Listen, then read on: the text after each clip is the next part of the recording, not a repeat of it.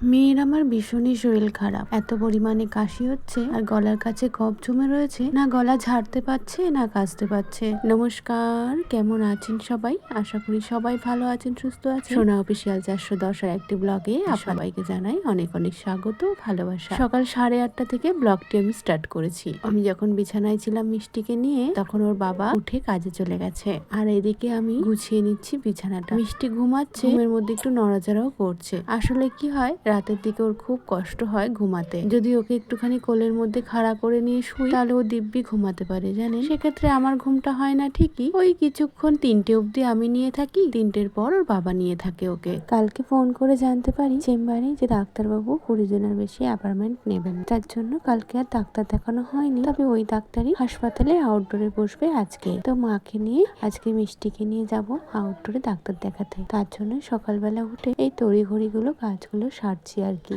আজকেও কাঁচা দেওয়া হবে না, ওই কালকে করার চেষ্টা করব আর কি। এদিকে মা সকালবেলা উঠে ওই একটু ভাত ডাল ভাজা এগুলোই করে রেখেছে, যাতে একটু খেয়ে যেতে পারি আর এসেও যাতে খেতে পারি। কারণ হাসপাতালে গেলে আসার কোনো ঠিক থাকে না, কারণ ওখানে গিয়ে টিকিটের লাইন দিতে হয়, তারপরে আবার ডাক্তার দেখানো। তো যাই হোক, ওষুধের লাইনটা দিই না, ওষুধটা ডাক্তারবাবুকে বললে বাইরের ওষুধই লিখে দেন, তো সেই হিসেবে ওষুধের ওখানে লাইন দিতে হয় না। তোমাদের সঙ্গে কথা বলতে বলতে এদিকে আমার বিছানা গোছানো হয়ে গেছে আর ঘর পরিষ্কার করাও হয়ে গেছে। আজকের ঘরটা মুছলাম না, এদিকে প্রায় 10টা বেজে গেছে। যত তাড়াতাড়ি হাসপাতালে যেতে পারবো, লাইন তত কম থাকবে, বাড়িতেও তাড়াতাড়ি ফিরতে পারবো। তাই মিষ্টিকে এদিকে একটু রেডি করিয়ে নি, দিয়ে জামা কাপড়টা পরিয়ে নেব। আর এদিকে দেখো মিষ্টির দিদি এসেছে মিষ্টির সঙ্গে গল্প করতে। আসলে সামনের যে জানালাটা আছে তারই সোজাসুজি ওদের বাড়ি। গত বছর অনুষ্কাও ছিল মিষ্টির মতনই একটুখানি, আর আজকে অনুষ্কা কত বড় হয়ে গেছে, ওর এই 1 বছর পূর্ণ হলো আর কি। অনুষ্কাকে দেখছি আর ভাবছি 1 বছর পর আমার মিষ্টিও অনুষ্কার মতনই বড় হয়ে যাবে আর ওর মতনই দুষ্টুমি করবে, তাই না বলুন? মিষ্টিকে রেডি করে একেবারে নিচে দিয়ে এসেছি ওর ঠাম্মার কাছে, আর আমি একেবারে নিচ থেকে ভাত নিয়ে চলে এসেছিলাম ওই ডাল দিয়ে আর ভাজা দিয়ে, তাই দিয়ে খেয়ে নিলাম। এরপরে হবো রেডি, আলমারি থেকে একটু কাপড় বের করে নেব। আজকে ভাবলাম কাপড় পরেই যাই, কারণ অনেকক্ষণের সময় তো, যদি মিষ্টি আবার খেতে চায় তাহলে দুধ দিতে সুবিধা হবে আর কি, নাহলে চুড়িদার পরে গেলে খুবই অসুবিধা হবে, তাই আর কি শাড়িটা বার করলাম। কতদিন হয়ে গেছে শ্যাম্পু করি না জানেন, মাথার অবস্থা খুবই খারাপ। এদিকে মাথা আমার ভার হয়ে রয়েছে, শ্যাম্পু এখন আমি করতে পারবো না। মিষ্টির ঠান্ডাটা একটু কমুক, তারপরে ভাবছি শ্যাম্পুটা করব। এদিকে আমি প্রায় রেডি, মুখে টুকে একটু ক্রিম মেখে নিলাম আর এই সিঁদুরটা পরে নিলাম, আর কোনো কাজ নেই, আর ব্যাগটা গুছিয়ে নেব। জানো তো, মিষ্টিকে এবার নিয়ে 2বার ডাক্তার দেখানো হতো। ওই যখন 1 মাস হয়েছিল, ওর 1 মাসও ঠিক নয়, ওই 25 দিন মতো বয়স ছিল মিষ্টি। তখন স্নান করানোর ফলে ওর বেশ ঠান্ডা লেগে গেছিল জানেন, নাক দিয়ে মেয়ের খুব ঘর ঘর আওয়াজ আর নাক বন্ধ হয়ে যাওয়ার অস্বস্তি, বেশ ভয় পেয়ে গেছিলাম আমরা তখন একবার ডাক্তারখানায় নিয়ে যাওয়ার ফলে ডাক্তার বলেছিল কিচ্ছু হয়নি, এটা নর্মাল। এদিকে আমি রেডি হয়ে গেছি, চলো তাহলে এবার বেরিয়ে পড়ি। এদিক থেকে যদি লেট হয়ে যায় বেরোতে তাহলে ওইদিকে প্রচুর লাইন পড়বে টিকিট কাউন্টারে, আর লাইন পড়বে ডাক্তারের ওখানেও। ওর জন্য এখান থেকে যদি তাড়াতাড়ি বেরোতে পারি, বাড়িতেও ঠিক টাইম মতো পৌঁছাতে পারবো আর ডাক্তার দেখানো তাড়াতাড়ি হয়ে যাবে। আসলে সরকারি হাসপাতাল তো, প্রচুর ভিড় হয় ওখানে। এদিকে মিষ্টি রয়েছে পিসি বাড়িতে, একেবারে পিসি বাড়ির থেকে নিয়ে ওকে বেরিয়ে পড়বো, আর বাড়ি ঢুকবো না। তো চলো এবার বেরোনো যাক, নাহলে আবার দেরি হয়ে যাবে।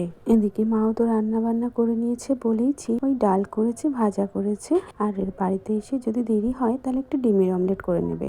ও যদি বাড়িতে আসে ও খেয়ে আবার কাজে বেরিয়ে যেতে পারবে, তাই আর অসুবিধা নেই। আমরা টোটো পেয়ে গেছি বাড়ির গেটের সামনে থেকে, তো চলো আমরা হাসপাতালে পৌঁছেও গেছি। বাড়ি থেকে হাসপাতাল আমাদের ওই 20 মিনিট মতো লাগে, আর যদি রাস্তা জ্যাম থাকে তাহলে পুরোপুরি আধা ঘন্টা 1.25 ঘন্টা লেগে যায়। এদিকে মা মিষ্টিকে নিয়ে একটু এগিয়ে যাচ্ছে, আর এদিকে আমি টোটোওয়ালাকে ভাড়াটা দিয়ে দিই। জানো তো, প্রচন্ড ভিড় হয়নি বললেও চলে, যেটুকু ভিড় আছে ওইটুকু ন্যাচারাল, এইটুকু তো ভিড় থাকবে। এদিকে মিষ্টির জানো তো এখানে এসে ঘুমের কোনো বালাই নেই, এখন বাজে 1:30। আসলে এখানে প্রচুর চিল্লামিলিতে মিষ্টি ঘুম আসছে না, এখন বাজে 2টো মতো। এখন আমরা বাড়ির দিকে যাচ্ছি, ডাক্তার দেখানো হয়ে গেছে। ডাক্তারবাবু বললেন 2 রকমের ওষুধ লিখে দিয়েছে, ওই 2 রকমের ওষুধটা খাওয়াতে, আর চিন্তার কোনো কারণ নেই। আর বললো এখনো তো গ্যাস দেওয়ার সময় হয়নি, তো যদি অসুবিধা হয়, মানে খুবই যদি বাড়াবাড়ি হয় রাত বেরাতে, বাচ্চা মানুষ তো, উনি একেবারে হাসপাতালের ওই টিকিটটার মধ্যে লিখে দিয়েছে যাতে ভর্তিটা নিয়ে নেয়। ভর্তিটা লিখে দিয়েছে যাতে কোনো রকম অসুবিধা না পড়তে হওয়ার জন্য। তো যাই হোক, উনি বলল আশা করি ওষুধে ওর ঠিকঠাক হয়ে যাবে, চিন্তার কোনো কারণ নেই। এদিকে আমি বাড়িতে এসে আগে নিজে ফ্রেশ হয়ে মিষ্টিকে ফ্রেশ করে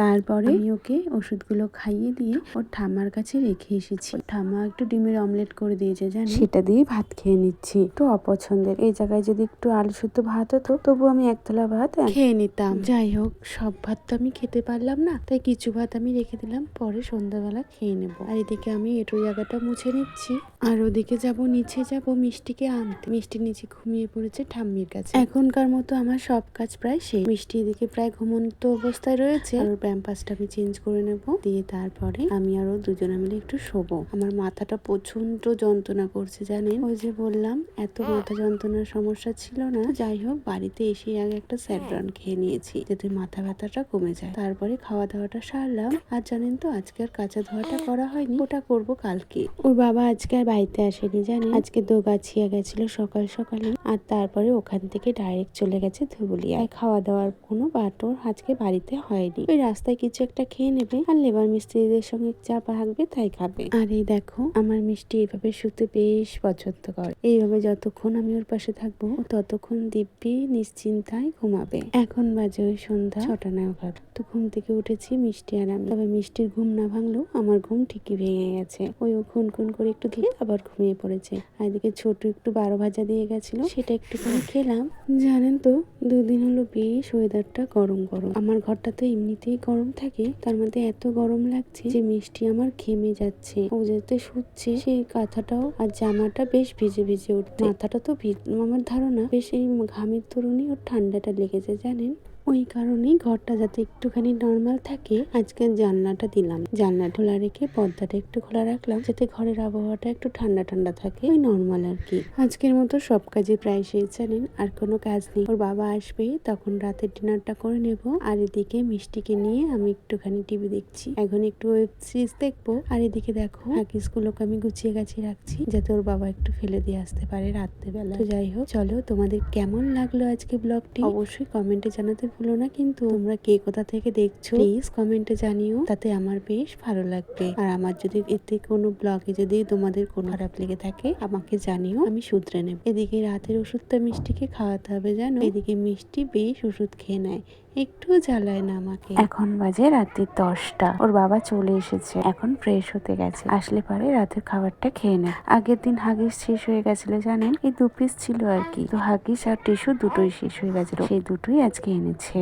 আর এদিকে রাতে দুপুরবেলা যেহেতু ভাত খায়নি, সে ভাত কটা রয়ে গেছিল, সেই ভাত দিয়ে আর একটুখানি চানা মশলা কিনে এনেছিল, রুটি, তাই দিয়ে খাওয়া দাওয়া করছি। তোমরা সবাই ভালো থেকো কিন্তু, আর সুস্থ থেকো, সবাই সবার খেয়াল রেখো। আমার ভিডিও তোমাদের কেমন লাগলো আবারও বলছি, কমেন্টে জানাতে ভুলো না। তো সবাই ভালো থেকো, সুস্থ থেকো। আজকে ব্লগটি আমি এখানেই শেষ করছি। তো চলো, টাটা, শুভরাত্রি, গুড নাইট সবাইকে।